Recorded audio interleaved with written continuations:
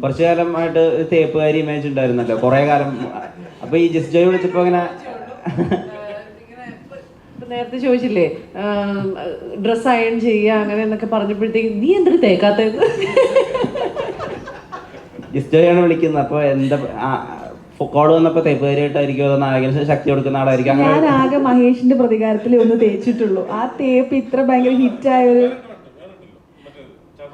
ചാക്കോച്ചനാണ് എന്നെ ഉപേക്ഷിച്ചിട്ട് പോയത്. ആ എന്നെ പറഞ്ഞ് നീ അച്ഛൻ്റെ കൂടെ നിൽക്കണം. പിന്നെ പൂവൻകോഴി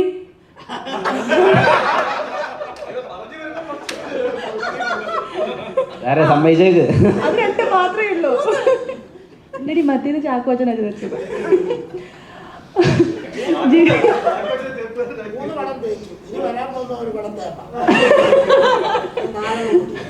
ഇല്ല, ജിസേട്ടൻ വിളിച്ചപ്പോ എന്തായാലും ഞാൻ തേപ്പ് പ്രതീക്ഷിച്ചില്ല. അത് മേ ബി ഇനി ജിസേട്ടന്റെ ഈ ഫീൽ ഗുഡ് മൂവി മറ്റേതിനകത്ത് ഉണ്ടെന്ന് തോന്നല്ലോ, ശ്രുതി രാമചന്ദ്രൻ അതിങ്ങനെ തേച്ചിട്ടുണ്ടോ. ഓക്കെ, തേപ്പ് പ്രതീക്ഷിക്കണമായിരുന്നു, പക്ഷെ ഞാൻ പ്രതീക്ഷിച്ചില്ല. ഞാൻ എന്തോ വലുത് തന്നെയാണ് പ്രതീക്ഷിച്ചത്. പക്ഷെ എൻ്റെ ഭയങ്കര ആഗ്രഹമായിരുന്നു ജിസേട്ടൻ്റെ കൂടെ വർക്ക് ചെയ്യാന്നുള്ളത്. ഭയങ്കര ആഗ്രഹമായിരുന്നു. എപ്പോഴൊക്കെയോ പരസ്യമായും അല്ലാണ്ടും ഒക്കെ എന്നെ വിളിക്കണില്ലേ എന്ന് ഞാൻ ചോദിച്ചിട്ടുണ്ട് ജിസേട്ടൻ്റെ അടുത്ത്. കാരണം അദ്ദേഹത്തിൻ്റെ ചിത്രങ്ങൾ ഇഷ്ടമായതുകൊണ്ട് തന്നെ മേ ബി ഈ ഒരു ഫീൽ ഗുഡ് മൂവീസിൻ്റെ ഒരാളായതുകൊണ്ടായിരിക്കാം. പക്ഷേ ജിസേട്ടൻ എന്നെ വിളിച്ചത് ഇങ്ങനത്തെ ഒരു സസ്പെൻസ് ത്രില്ലറിലോട്ടായിരുന്നു. പക്ഷെ ക്യാരക്ടർ പറഞ്ഞപ്പോൾ തന്നെ ഒരുപാട് സീൻ വൈസ് നമ്മൾ നോക്കുവാണെങ്കിലൊന്നും ഒരുപാടില്ലെങ്കിൽ പോലും ഓക്കെ, എനിക്ക് കുറച്ച് പെർഫോം ചെയ്യാനുള്ളൊരു ഏരിയ ഫീൽ ചെയ്തിരുന്നു. ഈ ഒരു ചിത്രത്തിൻ്റെ പാർട്ട് ആവാനായിട്ട് ഒരുപാട് ഇഷ്ടമായിട്ട് തന്നെയാണ് ചൂസ് ചെയ്തതും. അതുകൊണ്ട് തന്നെ ഈ ഒരു സന്തോഷം ഇപ്പം അനുഭവിക്കാൻ പറ്റിയത്. ഈ കാലിനൊക്കെ പരിക്ക് പറ്റിയ കഥാപാത്രങ്ങളൊക്കെ ചില സിനിമകളിൽ ചെയ്ത് കുറച്ച് കൂടിപ്പോയി കഴിഞ്ഞാൽ ഈ SMMD എന്നൊക്കെ പറഞ്ഞിട്ട് ഫേസ്ബുക്കിൽ ഗ്രൂപ്പുകളുണ്ട്, അവർ ട്രോളി കൊല്ലും. അപ്പൊ അങ്ങനെ എന്തെങ്കിലും പറഞ്ഞിരുന്നോ ജിസ്റ്റ് ഇത് ഓവറാക്കി ചെയ്യണ്ട? ജിസ്റ്റേട്ടൻ പറഞ്ഞൊരു കാര്യം, ഈ വീൽ ചെയർ ഇങ്ങനെ പരിക്ക് പറ്റി എന്നും പറഞ്ഞുകൊണ്ട് ഭീകരമായിട്ട് അങ്ങ് ഇരുന്ന് പോയ അല്ലെങ്കിൽ വീൽ ചെയറിൽ നടക്കുന്ന അല്ലെങ്കിൽ ഈ വാക്കിംഗ് സ്റ്റിക്കും അങ്ങനത്തെ സംഭവങ്ങളൊക്കെ വെച്ചിട്ട് അത്രയും ഒരു ദയനീയതയിലേക്ക് നമുക്ക് പോകണ്ട, ഒന്ന് മിനിമലായിട്ട് പിടിച്ചാൽ മതി എന്നുള്ളൊരു കാര്യം പറഞ്ഞിട്ടുണ്ടായിരുന്നു. അപ്പം ഞാനിങ്ങനെ ഓർക്കായിരുന്നു, മിനിമൽ ആവുകയും വേണം, എന്നാൽ നമ്മുടെ ഒരു ഡിഫിക്കൽട്ടി കാണിക്കുകയും വേണം. അപ്പം എന്താ ചെയ്യുക ഉള്ളത് ഞാനും ഇങ്ങനെ ഇരുന്ന് ആലോചിച്ചു. അപ്പം എനിക്കൊരു ഫ്രണ്ട് ഉണ്ട്, ഒരു ഡോക്ടർ. പുള്ളിക്കാരി ഈ പറയുന്ന പോലെ ഫിസിക്കൽ മെഡിസിൻ ആൻഡ് റീഹാബിലിറ്റേഷൻ ആണ്. അതായത് ഇതുപോലെ ഇഞ്ചുറി വന്ന ആളുകളെ തിരിച്ച് ബാക്ക് ടു നോർമലിലേക്ക് കൊണ്ടുവരുന്ന, അതാണ് അവരുടെ ഒരു ഡിപ്പാർട്ട്മെന്റ് എന്ന് പറയുന്നത്. അപ്പം ഞാൻ പുള്ളിക്കാരനെ വിളിച്ച്, ഞാൻ പറഞ്ഞിരുന്നില്ലേ, ഞാനപ്പോൾ പുള്ളിക്കാരിയെ വിളിച്ചു, എടോ ഇന്ന പോലെയാണ് സംഭവം. അപ്പോൾ കുറച്ച് നാളുകൾക്ക് ശേഷം ഇതുപോലെ ഒരു ഇഞ്ചുറി പറ്റി ഒരു 2 ഇയേഴ്സിനൊക്കെ ശേഷം എന്തൊക്കെയായിരിക്കും ബോഡിയിൽ പ്രശ്നങ്ങൾ ഉണ്ടാവുന്നത്, നമുക്ക് സിനിമയിൽ യൂസ് ചെയ്യുമ്പോൾ. അപ്പോൾ പറഞ്ഞു ചിലർ വടിയൊക്കെ പിടിച്ച്, ഞാൻ പറഞ്ഞു വടിയൊന്നും പറ്റത്തില്ലെന്നാണ് പറഞ്ഞു. അപ്പം എന്ത് ചെയ്യാമെന്ന് ചോദിച്ചു. അപ്പോൾ അയാൾ പറഞ്ഞു ഇങ്ങനെ ചിലപ്പം ചില ഞരമ്പുകൾക്ക് ഇങ്ങനെ പ്രശ്നം വന്നിട്ട് ഇതെല്ലാം കൂടെ പറയണ്ടല്ലേ. ഓക്കെ അപ്പൊ എനിക്ക് ചെറിയൊരു ഐഡിയ ഈ പറയുന്ന പോലെ കിട്ടി. അപ്പൊ പെട്ടെന്നൊരു മെഡിക്കൽ കോൺഫറൻസ് അപ്പൊ ഇല്ല ഞാൻ നിർത്തി, പെട്ടെന്ന് എനിക്ക് ബോധം വന്നു. ഓക്കെ, അപ്പൊ ഞങ്ങളിങ്ങനെ സംസാരിച്ചിട്ട് ജിസ്റ്റേട്ടൻ എന്തൊക്കെയാണോ ആവശ്യമുള്ളത് അതിലേക്ക് എങ്ങനെ കൊണ്ടുവരാം എന്നുള്ള ചെറിയൊരു ഡിസ്കഷൻ നടത്തി. ഞാനപ്പോൾ ജിസ്റ്റേട്ടൻ ഒന്ന് ചെയ്ത് കാണിച്ചു, നമുക്ക് ഇങ്ങനെ എന്തെങ്കിലും ചെയ്താൽ മതിയോ, ഞാൻ ഇങ്ങനെ ചോദിച്ചു എന്നൊക്കെ പറഞ്ഞപ്പോൾ ഇത് നമുക്ക് മതി എന്ന് പറഞ്ഞു. അപ്പം അങ്ങനെ ഒരു ചെറിയൊരു ഡിസ്കഷനൊക്കെ എൻ്റെ ഇതിൽ ബാക്കിൽ നടത്തി നമ്മൾ തീരുമാനിച്ചതായിരുന്നു നമുക്ക് ഇങ്ങനെ ചെയ്യാമെന്നുള്ളത്. അത് രക്ഷപ്പെട്ടു. ആസിഫ് ഇപ്പോൾ അജിത്തിൻ്റെയും വിജയൻ്റെയും സിനിമകൾ വരെ വലിയ രീതിയിൽ റിവ്യൂ ചെയ്യും, അതിന് നല്ല രീതിയിൽ പ്രഹരശേഷിയോടുകൂടി തന്നെ റിവ്യൂ ചെയ്യുന്ന ആളാണ് ഈ ബ്ലൂ സെട്ടൈമാരൻ എന്ന് പറയുന്ന തമിഴ്നാട്ടിലെ ഒരു റിവ്യൂവർ. അപ്പോൾ അതിന് ആള് വളരെ ഭയങ്കര പോസിറ്റീവ് റിവ്യൂ ആണ് തലവന് കൊടുത്തിരിക്കുന്നത്. അപ്പോൾ ഈ മഞ്ഞുമ്മലിന് ശേഷം ആസിഫ്ക്ക് അവിടെയും ഉണ്ട് പിടി അങ്ങനെ ഒരു അല്ല, ഞാൻ ഇപ്പോൾ സത്യം പറഞ്ഞ ഞാൻ ഫോണിൽ ഫേസ്ബുക്കിൽ ഇങ്ങനെ റിവ്യൂസ് നോക്കിക്കൊണ്ടിരിക്കുകയാണ്.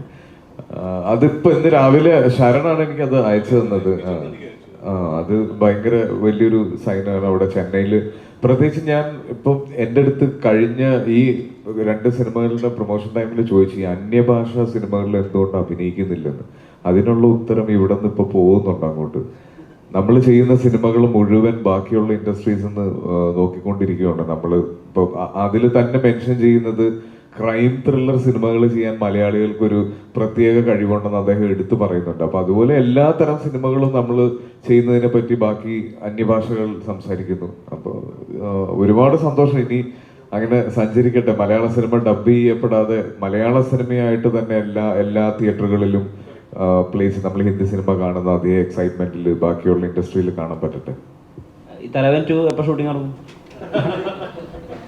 ഇന്ത്യൻ 2 എന്നൊക്കെ പറയുന്ന ഒരു വലിപ്പം ഫീൽ ചെയ്യുന്നുണ്ട് അവര്. ഒരുപാട് സന്തോഷം. കാരണം ഇന്നലെ മുതൽ നമ്മുടെ മൂവി റിലീസ് ചെയ്തത് മുതൽ ഒരുപാട് നല്ല കമൻസ് ആണ് കേട്ടുകൊണ്ടിരിക്കുന്നത്, ഒരുപാട് നല്ല റിവ്യൂസ് ആണ് കണ്ടുകൊണ്ടിരിക്കുന്നത്. അപ്പോൾ ഒത്തിരി സന്തോഷമാണ്. മിയ പറഞ്ഞതുപോലെ നമ്മൾ വർക്ക് ചെയ്യുന്ന എല്ലാ സിനിമകളും നല്ല രീതിയിൽ വിജയിക്കണം. അതിലുപരി സിനിമ വിജയിക്കുക എന്നതിലുപരി നമ്മൾ ചെയ്യുന്ന ക്യാരക്ടേഴ്സ് ആണെങ്കിലും ആൾക്കാർ അതിനെപ്പറ്റി പറയണം, അവർ ശ്രദ്ധിക്കണം എന്ന് ആഗ്രഹിച്ചാണ് നമ്മൾ ഓരോ ക്യാരക്ടറും ചൂസ് ചെയ്തിരിക്കുന്നത്. അപ്പോൾ അതും ഒരുപാട് സന്തോഷമുണ്ട്. ഒരു വലിയ പാർട്ടല്ലെങ്കിലും എന്നാലും വളരെ ചെറിയ പാർട്ടല്ലെങ്കിലും ഒരു ക്യാരക്ടറാണ് ഞാൻ ചെയ്തിരിക്കുന്നത്. അപ്പോൾ അതാണെങ്കിൽ പോലും ഒരുപാട് ആൾക്കാർ സ്പെസിഫിക്കലി പറയുമ്പോൾ പേഴ്സണലി നമുക്ക് സന്തോഷമാണ്.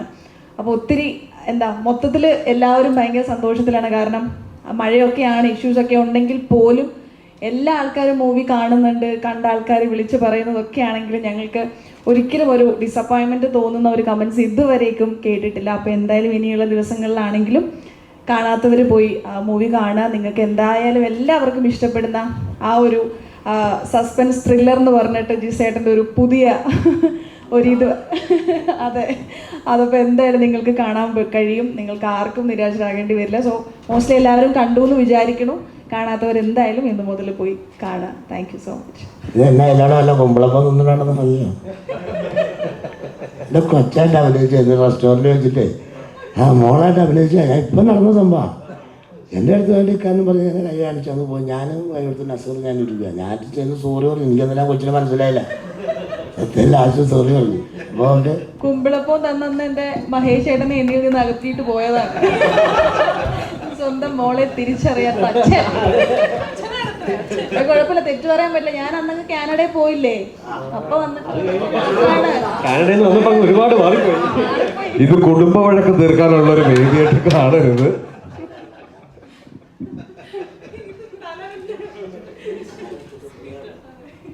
നമസ്കാരം. ഒരു തുടക്കക്കാരൻ എന്നുള്ള ലെവലിൽ ഇപ്പം ഇവിടെ ഇരിക്കുമ്പോൾ തന്നെ ആക്ച്വലി ഫ്രണ്ട് സീറ്റിലേക്ക് ഇരിക്കുന്നൊരു ഫീലുണ്ട് ക്ലാസ്സിൽ.